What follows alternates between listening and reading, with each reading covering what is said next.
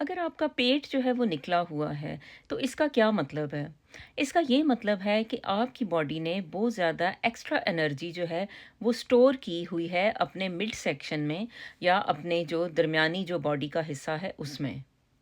अच्छा, ये बॉडी ने आखिर ऐसा क्यों किया?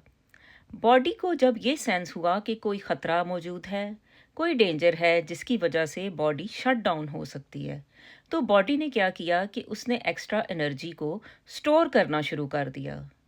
आपके ब्रेन ने आपको मजबूर किया कि आप ज़्यादा खाना खाएं या आप जो है मीठी चीज़ें ज़्यादा खाएं।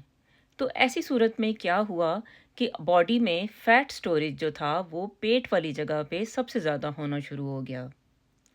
बॉडी पैनिक मोड में चल रही थी। और ये क्यों हुआ था? ये इस वजह से हुआ था क्योंकि आप जो है सारा दिन परेशानी में शिकार रहते थे या आपके सर पे कोई ऐसी सोचें सवार रहती थीं जो कि बॉडी को ये सिग्नल देती थीं कि कुछ खतरा मौजूद है।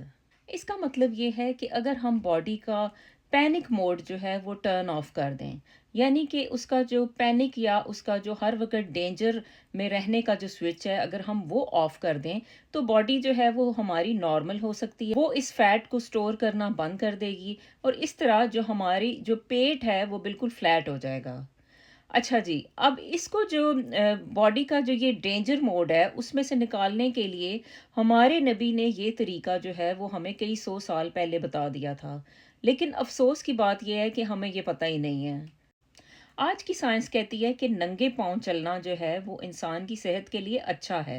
यानी जब आप नंगे पाँव ज़मीन पे चलते हैं, यानी कि आपका पाँव की जो स्किन है, जब वो ज़मीन को टच करती है, तो उसमें जो है एक एनर्जी का एक्सचेंज होता है।